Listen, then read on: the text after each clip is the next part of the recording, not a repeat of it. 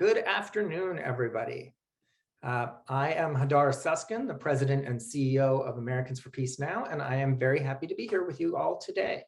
For those of you who are regulars in our webinar, you know that this is the part where I talk for like 10 or 15 seconds and wait as everybody joins the webinar.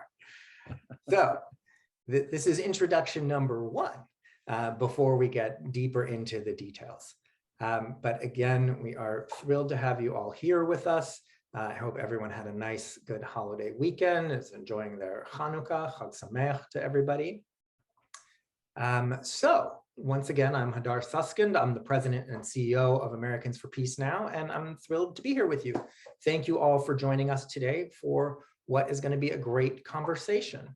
Before we get it going, just a little bit of housekeeping. I want to let everyone know we are recording this. If you are interested in sharing it with friends, hearing it again, whatever you'd like afterward, we will post it as an episode of Peacecast, our podcast, and we'll also be posting the video to YouTube, and you can find it on our website and our social media afterwards. Once we get into the conversation, we will be taking questions. As always, please post those questions using the Q&A function at the bottom of your screen. That's the only way we're taking questions. So no need to use the hand raise or any of the other pieces. It is all through the Q&A, and Madeleine and I will be sharing those questions with Congressman Levin. And with that, I am thrilled to hand it over to Madeleine. Hello, everyone. I'm Madeleine Cereghino. I'm the Director of Government Relations at Americans for Peace Now, and it is my honor to welcome Congressman Andy Levin from the great state of Michigan, which I hear had a very good weekend for football. So congratulations. Congressman Levin, woo, go Michigan. Congressman Levin has been a leader for diplomacy and nuance in Congress. And this October, he introduced the Two-State Solution Act, which we were so excited by and are so excited to have him here to talk to us a bit more about this. So Congressman Levin, I would like to turn it over to you so you can share your thoughts on this legislation and your efforts to reinvigorate the U.S. role in the peace process. Well, thanks so much, Madeleine. Thanks, Hadar. Go Blue. I'm still kind of in shock. Not that we beat Ohio State, but that Michigan just like trounced Ohio State. So that's amazing. It's just great to be with you all. Chag Sameach. Looking forward to this as we go from Thanksgiving into straight up Hanukkah, whatever. I love this season, so it's good to be with you all. I'm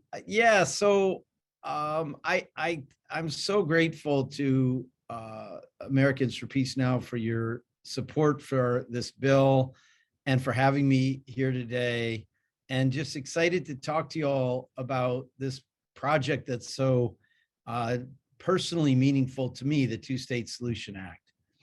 First, let me just tell you kind of how I got here personally. It's been a long journey. In 1990, I was a 29-year-old graduate student at the University of Michigan, and I helped to organize an interfaith delegation of Michiganders to Israel and Palestine.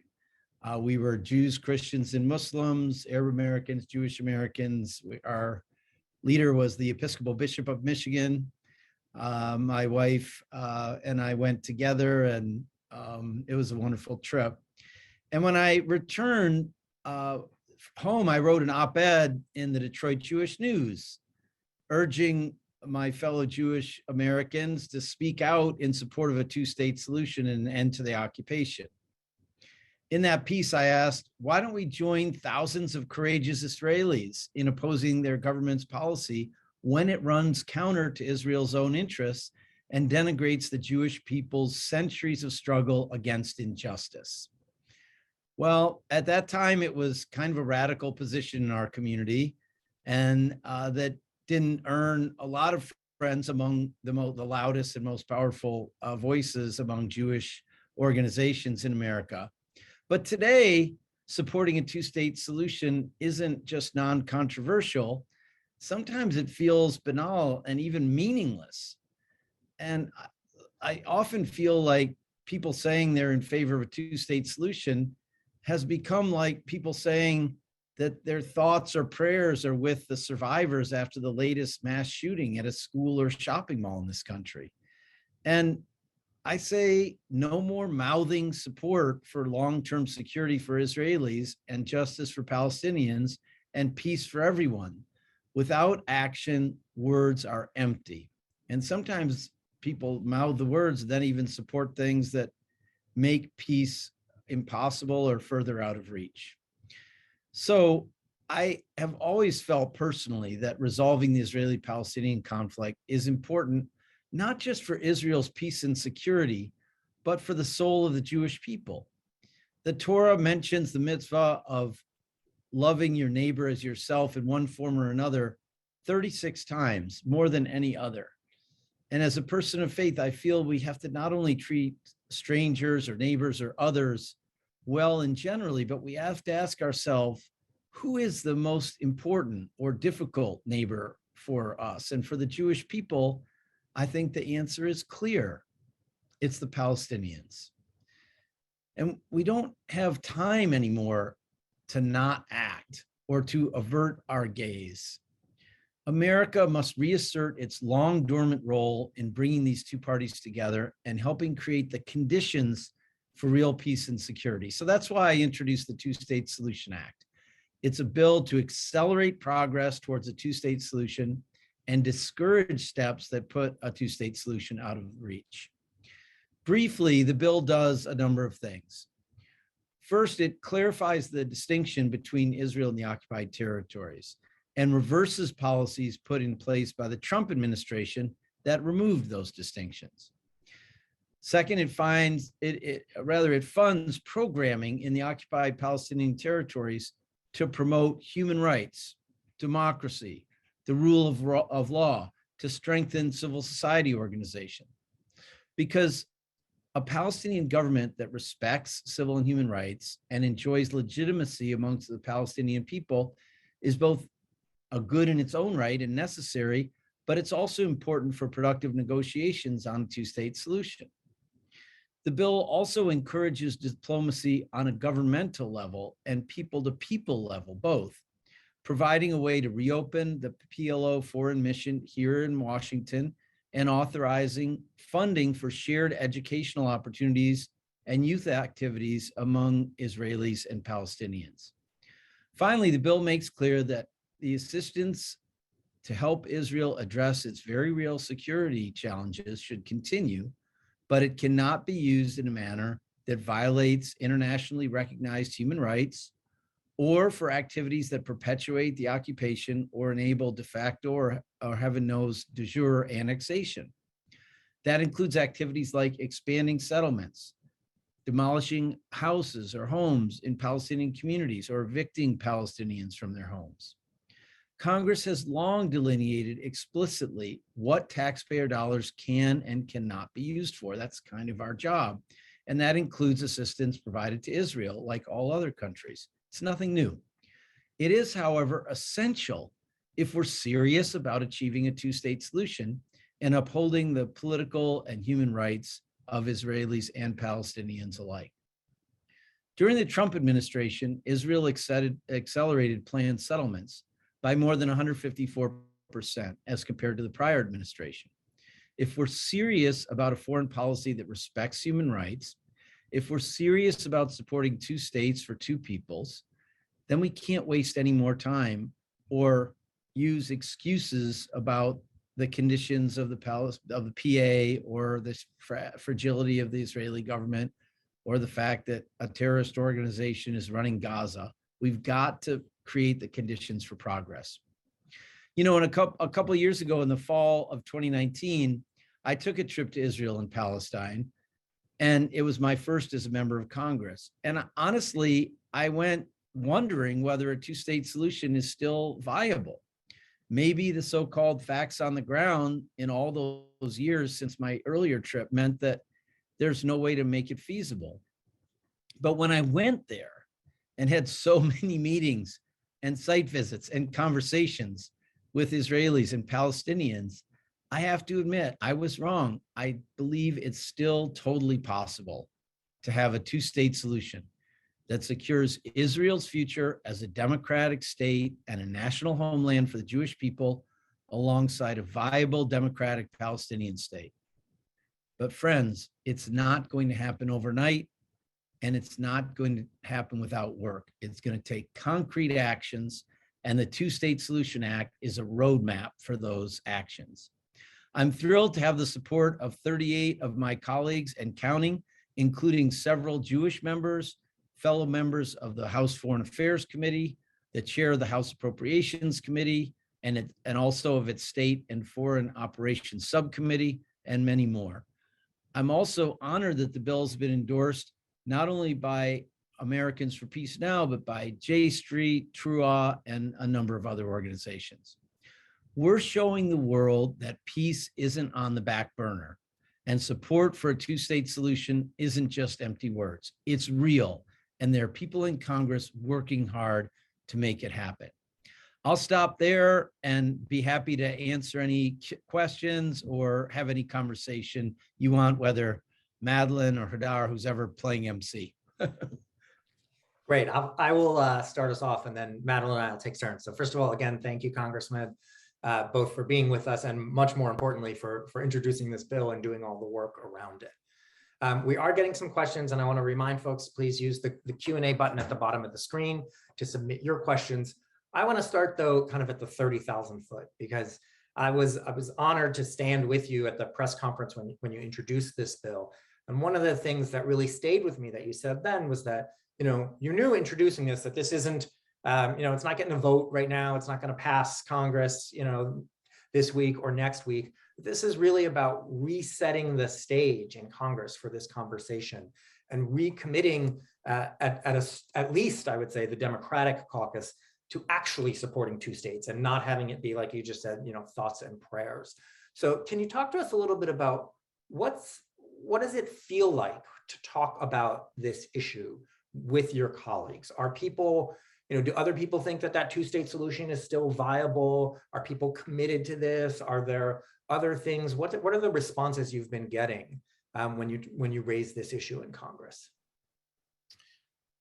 Well, thanks for being there, Hadar. We wouldn't have done it without you, but that was a memorable moment. I have to say, it's a real mix. I'm going to speak very personally. As sort of a Jewish member of Congress who's decided to be, in a way, the most out there among us in pushing for this and in saying that the occupation has to end and so forth. It's tough. It's difficult because there are a lot of voices in the Jewish community that are very hostile to this. And so that's hard. But really more importantly, and I don't know if it's surprising or it's certainly heartening, the reaction's been overwhelmingly positive. And it takes a number of forms. One is there are a lot of members of Congress who are a little bit afraid, and they've got their politics and they're trying to balance whatever they think their politics are, but they love the bill. They say it's about time. They say we want to actually have an effective foreign policy. And so there's just a lot of excitement about it. And especially it's meaningful to me that it's coming from very senior members who really have been around this issue in foreign policy for a long time. Jerry Connolly, a very senior member of the Foreign Affairs Committee, for example, just somebody I've been in conversation with for so long. David Price, many other people have been around this issue for so long. I'll tell you what I really feel like, Hadar, is that there's so much noise and so much chatter that is superficial. And a lot of people get, I think, caught up in the idea of people are stuck in old ways of talking about things. And I really think with this bill and all the work we're doing around it, we're really creating a new center of gravity around support for Israel, support for peace, support for Palestinian political and human rights, and real solid concern for Israel's security. That people have to realize that the Congress is going to continue to change and evolve. And that I think this kind of much more honest, robust push for a two-state solution is going to be where we have to land because it's the only way forward. And, it's going to just pick up steam over time. So I feel very bullish about it, even if there's, you have to, you have to be strong in the building process. And I'm really happy about how it's going so far. Good. Well, again, just thank you for doing it. Like you said, I think the changes that we're seeing in Congress, policy-wise, demographics-wise, politics-wise, they're all coming, but they all take leadership to help bring them into existence. And so I'm really glad to have you there doing it. Madeleine. Yes. So I have a question while we're on the subject of kind of congressional support for this issue and where the future of it is. I have a question here from the audience that says, as the Two-State Solution Act, the McCollum Bill, the Pocan E1 letter, and other initiatives indicate, there's a growing sentiment for more balanced U.S. policy. Where do you think the future congressional support will come from? The middle, the progressives, et cetera? Well, I think that, I guess when I say that I think this creates a new center of gravity, what I mean is that my friend Rashida Tlaib, my fellow Michigander, she's like on record, one person at least, for a one-state solution. So there may be more people like that. And of course, we have people on the right who are essentially for a sort of greater Israel one-state solution.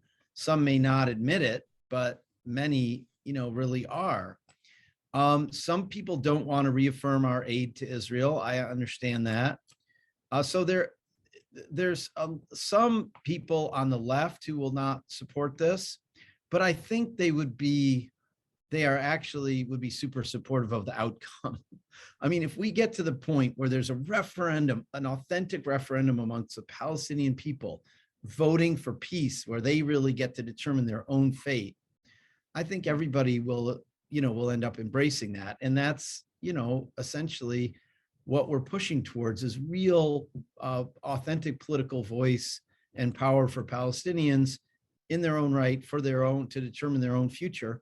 And of course, this bill doesn't get into what the, status, the final, how to handle Jerusalem and what kind of land swaps. I personally assume there'd be some kind of start with the 67 borders and have land swaps of equal size and equal value, but that's just me. The point is, it's up for the parties to negotiate that. So I think that I think that the support in Congress will start from sort of the heart of the Democratic side of the aisle and grow out both to the left and right. And I think that it will eventually have Republican support as well when we have a legitimate Republican Party again. I mean, I just don't honestly think we have a Republican Party in Congress that is participating in small d democracy and, debating these kind of questions like this in an honest way. The worst possible thing for Israel is for people to try to turn it into a partisan football. That's what's been going on. And if we get to a point where we're past that, I think, let's just put it this way. I've had conversations with Republican colleagues who are serious about foreign policy who won't support this now. But I think, in the long term, I hope we get past this horrible period of the Republican Party being kind of outside of the realm of democracy with what they're doing. And then I hope we get back to them being a serious interlocutor on foreign policy. So we'll see. I had another question teed up, but I have to follow up on that first. I, like you, have been doing this long enough that I remember when there were some Republicans who, took serious nonpartisan positions on this. I'm curious, and not sharing any names, but whether you've actually had conversations with any Republican colleagues who you think are even considering supporting this bill. Not that are considering supporting it now, but I have Republican colleagues who are well aware that presidents like Eisenhower, Nixon, Carter, George W. Bush, all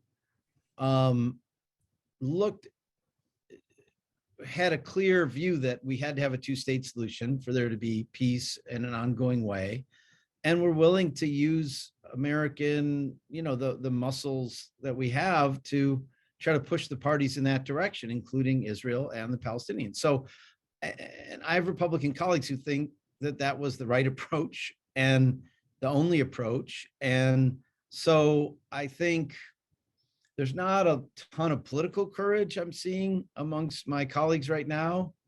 I guess if you are part of a party that used to mean something fairly different, but that, the base, when people poll the base and the vast majority of them are loyal to Donald Trump, they don't want to cross him, and they kind of don't know what to do.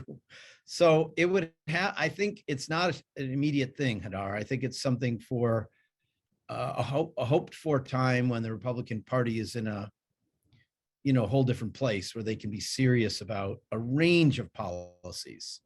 And ultimately for the health of our democracy, we're going to need that. We have to have multiple, at least two parties that can engage. And I can disagree with you about an issue, and then we sort of duke it out. We pass a law that addresses our views as best as possible. We move on, and then we try to beat each other in the next election, come back and legislate some more. That's not what's happening right now. And I hope we can get back to it, though. Indeed. So I want to ask you about what I think is one of the most important parts of the legislation, and I think it's clearly one of the most controversial, is the issue around aid to Israel. And and I preface this with, earlier this year, APN became the first organization sort of in our political space, a progressive Zionist organization, to come out with a position in favor of conditioning aid to Israel. And our position is we support aid. We want to see that aid continue, and we believe that in order for it to do so, we need to be able to demonstrate that it's supporting American policy priorities, upholding American values. And I think your bill states, with slightly different language, the same thing. But talk to us a little bit about what that might look like. If this bill were to become law, how does that provision get enacted? Yeah, well, so this, people, there, you get into so much wordsmithing here, right? I mean, this bill potentially restricts aid, but it doesn't condition it in the sense of, it doesn't say, if you do X, you will not get Y, or that kind of thing. And there is a difference there. It's not just semantics. So for example, people know that we explicitly conditioned, I believe, $300 million of aid to Egypt on human rights conditions. And it was never really taken seriously. And finally, the Biden administration said, well, you're flunking on human rights, so we're withholding 180 million. And a lot of us said, hey, wait, we didn't say you get to pick and choose. We said the 300 million is conditioned. Well, this bill doesn't do that. But it does, I think, something very important. It says that the aid that we give you is for a specific purpose or set of purposes. It's for your defense. It's for your security. And it's not for extending the occupation, expanding the occupation. In fact, we think that's counter to your security. So you may not use the security assistance we give you to perpetuate or expand the occupation. And I think when this bill passes, Hadar, what will happen is Israel will face this, actually looking at, okay, are these weapons, are these tanks, are these whatever that we're using for this thing, is it all being used for, to extend the occupation? Can we account for this? Are we, and I think that's very healthy and important. And if it turns out that they're actually using our aid to, make a two-state solution impossible, that needs to stop, because we think it's counter to Israel's interests, and it's certainly counter to the purpose of our aid. So that's, I think it would be a huge step to pass this bill in helping Israel realize that, going on and on with this occupation is just harmful to its own interest, and that the U.S. will not be a partner in that. We want to be a partner in long-term security for Israel, which can only be achieved through peace with the Palestinians. Thank you. Madeleine? Thank you so much, Congressman. I have another question on the substance of the Two-State Solution Act. This one is asking if you could please explain the section of the act regarding the Taylor Force Act and payments to Palestinian families, and why opponents criticize this part of it. Well, a lot of, I don't know what the question means by opponents, but a lot of people just completely lie about it and say it ignores the Taylor. I mean, so here's what the bill does. It says that we are going to really encourage you and incentivize you to comply with the Taylor Force Act. And obviously, if the PA wants to give support to Palestinian families, that's fine, but it's not fine to single out families of people who have committed terrorist acts and support them. That's what the Taylor Force Act says. So we want to encourage the PA to come into compliance with the Taylor Force Act by stopping doing that. And if they did, it would, facilitate expanded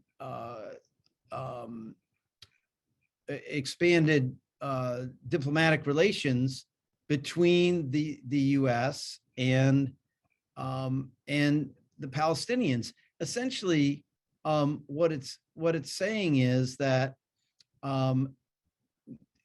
the Taylor Force Act, which blocks economic support fund aid benefiting the PA directly, why don't you come into compliance with this, and then we can take our relationship to another level, because we think you should comply with this, and we don't think you should it's not a good thing to be singling out people who've committed terrorist acts to their families for support in ways that you don't support other families. That's not a healthy thing for peace between Israel and Palestine. One of the things I'm just going to jump in and follow up on that. You mentioned at the beginning the opportunity of reopening the PA representation offices here in DC. There's really, the way I've been thinking about it, there's a whole category of cleaning up the Trump mess. And that includes closing down the PA offices here, of course, the East Jerusalem consulate, some of the binational trade agreements. So I know you touch on a number of those things, and frankly, some of them connect to compliance of Taylor Force Act. Can you talk a little bit more about those and how they connect sort of to the bill and your broader efforts? Yes, well, I mean, some of it is undoing what the Trump administration did, and some of it is just saying, look, if we want peace, we have to engage in the hard work of diplomacy. And so this bill makes clear that the goal is to reopen the U.S. consulate for Palestinians in East Jerusalem, to have a PLO mission in Washington, to increase people-to-people diplomacy, to increase aid, and a lot of what the bill does, a lot of people who, I guess, on the, whatever you want to call it, on the right wing about, say, oh, it only picks on Israel, but it's really totally false. Not only does it encourage the PLO and basically say you have to come into compliance with the Taylor Force Act, it says Hamas is a terrorist organization. It reaffirms that we're not giving direct aid to the PA. And it also would give significant aid to democratization, to civil society organizations in the Palestinian territories, to organizations that uphold or build out the rule of law, because, there are serious problems with the PA as a government. Obviously, it hasn't had elections in many years.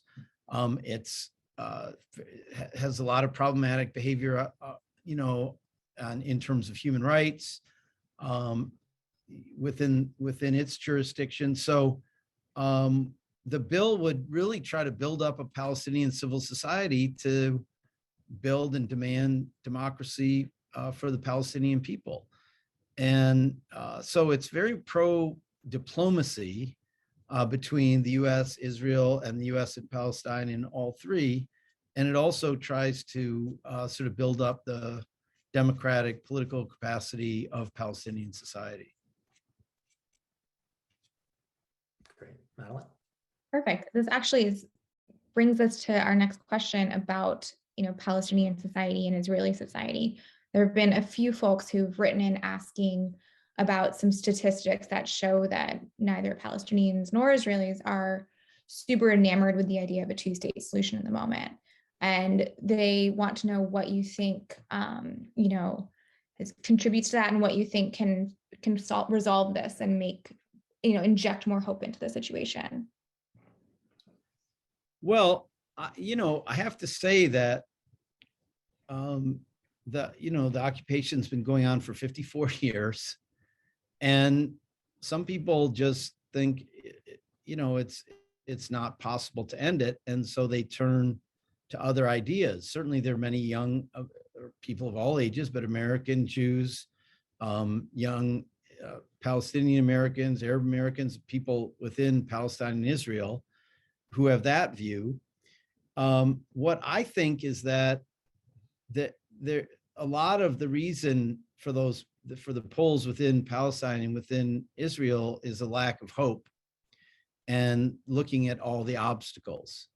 So you have Hamas running Gaza, and it's a terrorist organization. It sends rockets. It's a really a war crime to send rockets over another country to hit whatever people they might hit and kill whatever people they might kill, civilians, obviously. And the PA, I don't know if anybody here is, I know Hadar and Madeleine have, and some others, but if you've looked at the extensive, really very high quality polling of the Palestinian people that's done in Palestine, it's depressing. I mean, the level of support for the PA amongst Palestinian people is so low, and their sense of its legitimacy is so faint that it seems logical to me that people might despair of achieving a two-state solution. The fragility of the Israeli government, the fact that the Prime Minister of Israel, who represents, I believe, 6 seats in the Knesset, he is an outright opponent of a two-state solution. And they're talking about building settlements in, the area east of Jerusalem that would sort of cut off the West Bank at the waist, preventing a contiguous Palestinian state, including the northern and southern parts, purposefully, just for that purpose. So, I mean, there are a lot of reasons to say, well, things aren't going in this direction, so why even try? But ultimately, this is 100% for the Palestinians and the Israelis to decide. My point here is that it's really 2 things. As a Jewish person, I feel like all Jewish people have a stake in the home, in the homeland of the Jewish people, uplifting Jewish values.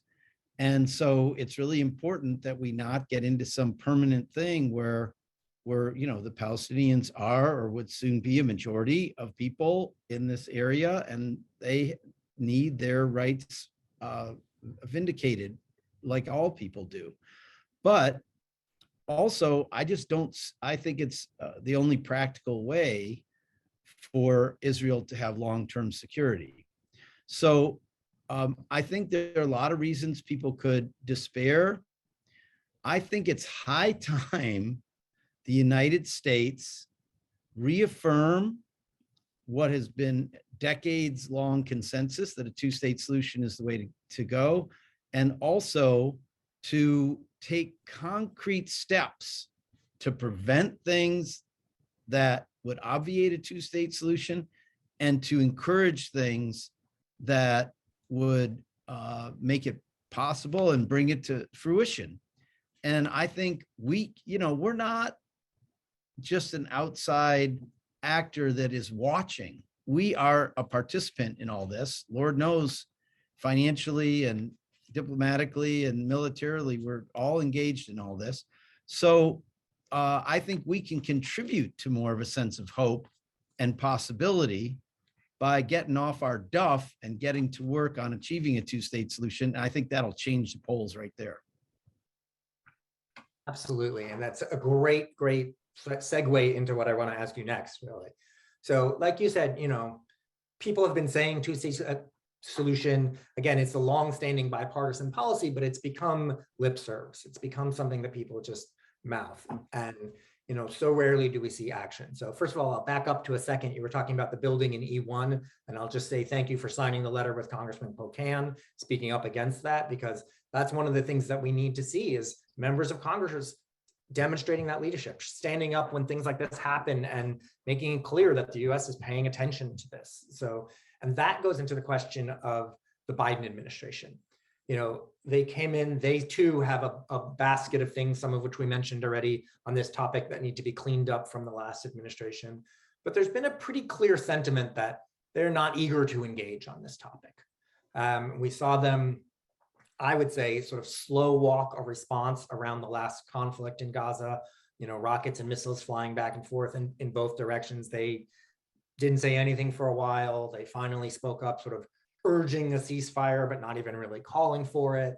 I think, a lot of folks who work in this space and observe it closely would say that they have been hesitant to engage. And I think what we need is that US leadership, and we need the demonstration of exactly what you were just saying, that the US is going to do on this, not just to talk about it. So I'll take two of the questions that came in from the audience together on this. One, because I think your bill is an important step, is, along with, of course, taking the action through our action alert, what can people do to help support this bill and push Congress? But also, what do you think we, and by we, I'm going to say you in Congress, we in advocacy organizations and people who care about this, what can we do to help push the Biden administration to really engage on this? I know that was a lot of stuff altogether. Yeah, no, that's okay. Well, so I really want to emphasize to folks watching this and participating, your members, people who are just,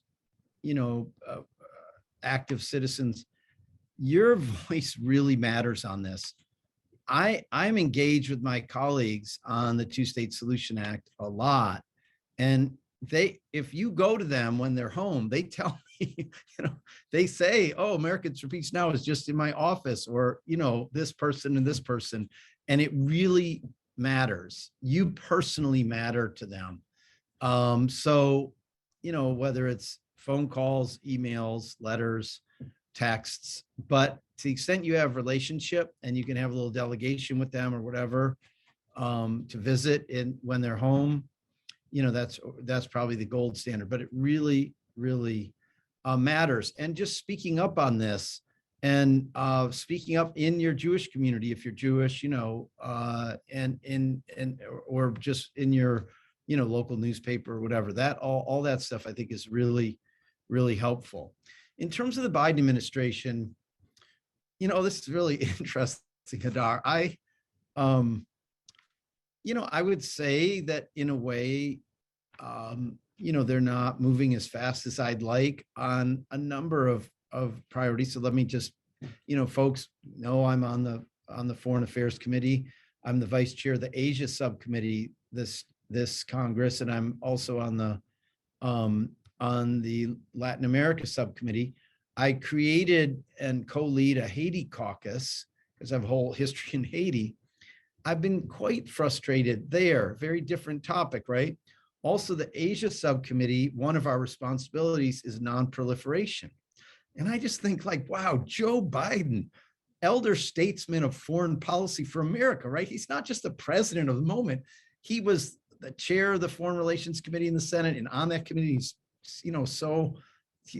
like this knowledgeable guy. I would really like to see them more active on non-proliferation and, Russia and China and non-state actors and all. So there are many issues. And certainly on this issue of Israel and Palestine, I mean, they were kind of backburnering it. And then that can come back and bite you in the butt because this is an issue. I think my simple statement is this issue cannot be backburner.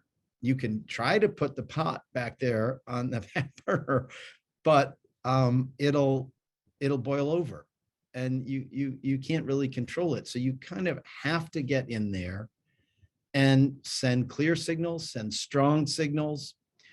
And so I guess what I'm doing is continuing to be in dialogue with Tony Blinken and his team and Jake Sullivan and his team, and to really encourage them to take a little bit more risk and just to realize that, yes, it's great to have a strong focus on China as our most important relationship going forward, probably for many years, but that the world is a big and complicated place, and we have to tackle these problems. And you got a big team. State Department's a big, awesome organization. USAID is. The National Security Council is no slouch. So you got people working on this. Empower them to move forward. Joe Biden is, as I said, a super experienced foreign policy president. So empower your people to move forward with really some gusto and passion to say that we are picking back up the mantle of a two-state solution and long-time U.S. policy. We had a little blip there going in the wrong direction, but we're really going to push this forward with all our might and see where it leads. So I'm definitely not giving up on the Biden administration. Let's just put it that way. I am on this range of issues. I am super grateful to them for wanting to have a conversation about it. And I'm hopeful that, as they come into the conclusion of their first year, they'll really be more active on a number of these issues. Let's remember the conditions they came in under. And a couple things. One, they took over from an administration that to an unprecedented level completely did not cooperate or, hand things off to them in any kind of serious way. They were not briefed and didn't, in any proper way. And then January 6th happened and the aftermath, which is quite on top of the lack of cooperation. So it really, my hat's off to them and now, of course, Ted Cruz and whatever, they're blocking confirmations of dozens of key positions in the administration. So I'm a little impatient, but I think they could be great partners going forward if we all we can't be shy, and nobody should say, oh, they're not going to do anything, so let's just give up. That would be the worst thing. I think we have to keep pushing for our vision of a beautiful future for Israelis and Palestinians living together in peace, and that it takes a lot of American elbow grease to help make that happen. Indeed. Thank you. So on pushing for our vision, I have a couple different questions from folks about the Israeli government and the coalition and how we push them and the timing around this. As you said, and as we know, it's a fragile coalition that was really held together by the Bibi never again ideology. So with having a coalition from all sides, how do we push them? Do you think that, there's been an argument that we should just leave them alone because this coalition is so fragile? Do you think that strategy makes sense? And why do you think we should push for this reinvigoration peace process right now? Well, I certainly don't think we should leave them alone. I think that we need to be very clear about American interests, America's national interests, and our support for Israel and for a Palestinian state, and how we think things should go. I, basically, what I can tell you is that one of the things I was quite surprised about when I launched this was the degree of support for it in Israel. I did not expect, I don't know, I didn't think about it that much. And I can tell you that there's a level of support for it in Israel beyond what we see publicly, because some very influential people feel like, they don't want this government to fall, and they're modulating a lot of what they're doing. So I think but that makes it even more important, right? To keep going. It just shows that we've got to keep being clear, and that as things solidify, we I think it'll get better.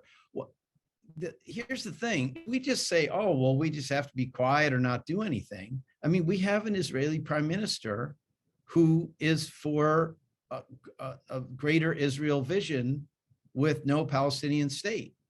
And, that is wrong. And we better say so. We better say we totally disagree with that. It's not acceptable. You can't use American resources to achieve that vision. Because it's counter to everything we've stood for all these years.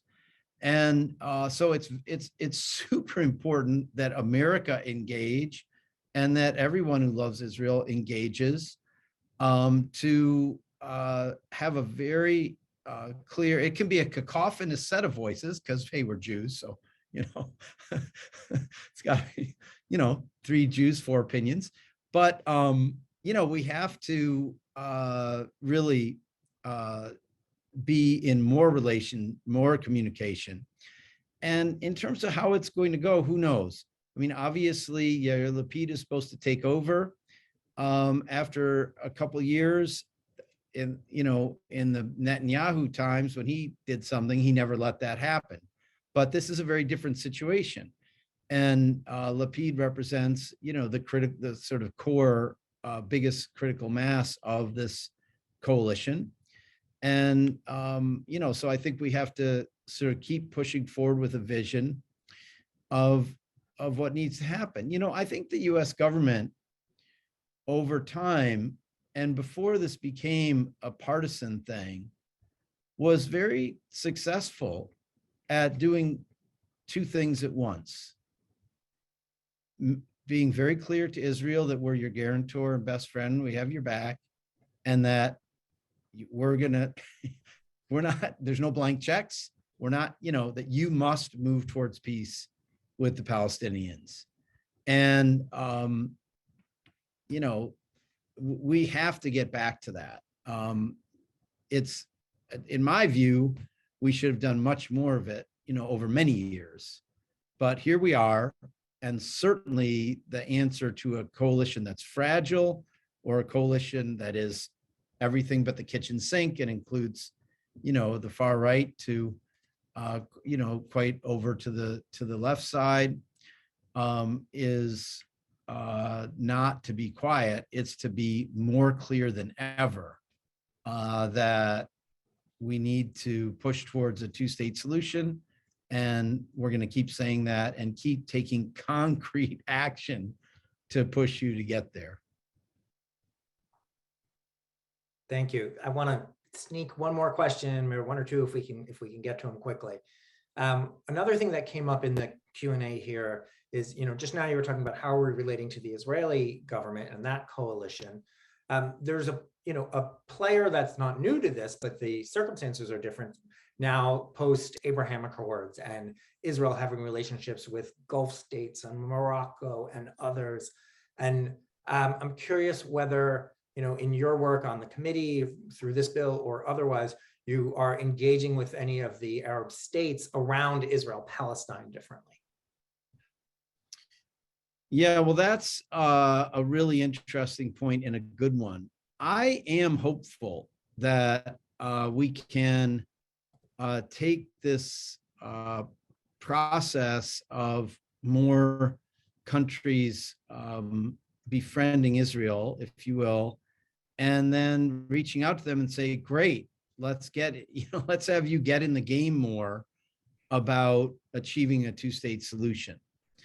And I think there seems to be little question in my mind anyway, that whatever Donald Trump or Jared Kushner said, their view of the Abraham Accords was an end run around a two-state solution. Clearly. But anyway, it's not a bad thing for these countries to be engaging with Israel. It's a good thing. So they've long been on record for being for a two-state solution. So let's get them actively engaged on this. And in terms of, I have had conversations with them, but I'm especially eager to see people in person. Our travel, I don't know what to say about this Omicron thing, but I was about to resume some travel that would have allowed me to do that, with colleagues on the Foreign Affairs Committee, but we'll see. But I think it's very important not to assume that because of whatever Jared Kushner was doing, that this doesn't create opening. In fact, really, the history of diplomacy and of international relations is largely a history of unintended consequences and unexpected turns. And so I think whatever someone's intention was about setting this up, I think it creates a significant opportunity to try to build momentum for a real two-state solution. Great. I am going to do this. I'm going to turn it to Madeleine for one last quick question, and then we are welcome Jim Kluznick, our chair, and we'll turn it to Jim for a last question and a comment. But Madeleine, sneak one more in there first. All right, I'm going to squeeze this in. So this is a question coming actually from a state representative in Minnesota who plans to introduce a resolution of support for your bill. And he asks if there are other actions that state and local elected officials can take to help your efforts. That sounds tremendous. I think that raising this issue at the state and local level is really important. And let me speak as an old anti-apartheid activist from, I was an organizer of a hunger strike at Williams College in 1983, January 1983. And I remember a big part of that movement was many cities and states speaking up on a foreign policy issue. It mattered then. And this would matter tremendously if the Minnesota state legislature, if city councils, if governors, whatever, speak up and support this and say, we support this legislation, we support this movement. The other thing is that there are a lot of state to state and local to local friendships, city partnerships of all kinds. I think it'd be very interesting if, a state or a local government had an exchange like that with Palestinians or Israelis, or especially a tripartite one, that you had, took a city in Israel, a city in Palestine, and a city in Minnesota, or, at a state level, and created exchanges like that. So I think there are a lot of things local governments can do that'd be helpful, but I greatly appreciate that person stepping up. Great. We will connect you. With that, Jim, I want to turn it over to you. Welcome. Thank you, Hadar. Hi, Jim. Hi, Andy. Good to see you.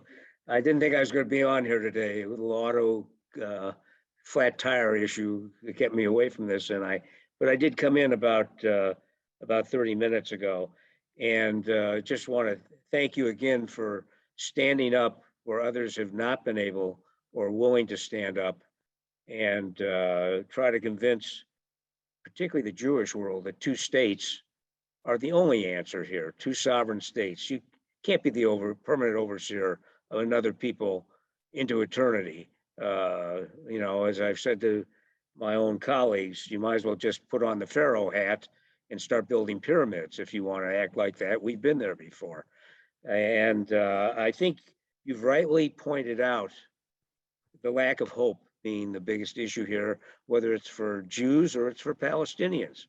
Palestinians live it every day, and the Jews have been convinced by some of our own people that it's the way to go, that we should annex and it should be all ours.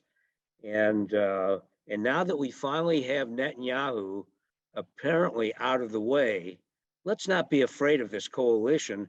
Andy pointed out, quite frankly, that this is a coalition that has two prime ministers in it, and there is an alternate choice that does believe in two states, and the current one doesn't believe in two states. And now there's a clear statement that we haven't had for a while, because Netanyahu always obfuscated about this, crossed his fingers behind his back and said he would do it.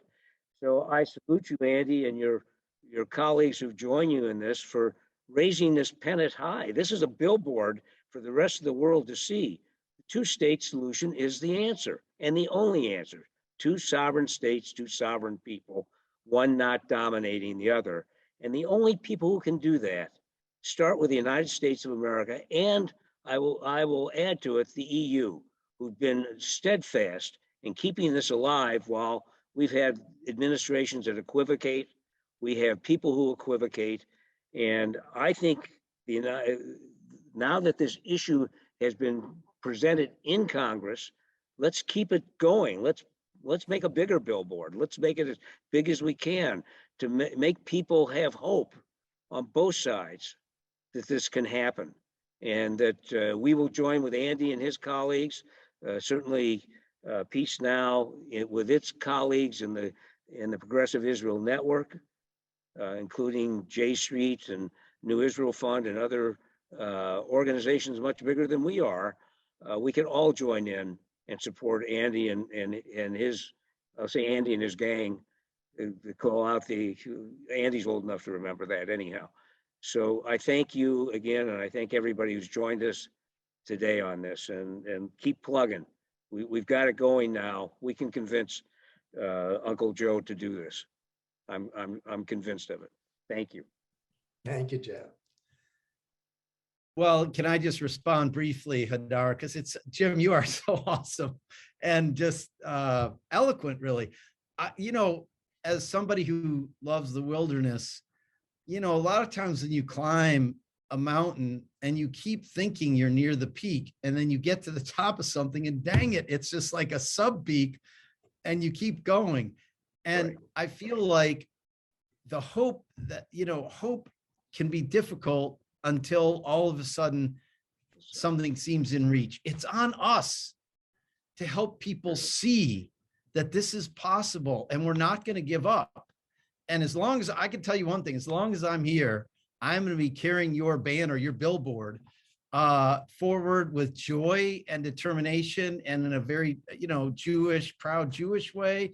And so proud to be in loving relation with Palestinians and other Arab Americans and people from all over the world, realizing that this is, as someone reminded us in the questions, this is an issue of two rights, not of right and wrong. And that's what makes it hard, but that's what makes it all the more important to get it across the finish line. So grateful to be partnering with you, Jim, and Hadar and Madeleine, and all your whole wonderful organization, all the other partners who are not going to give up on this no matter what.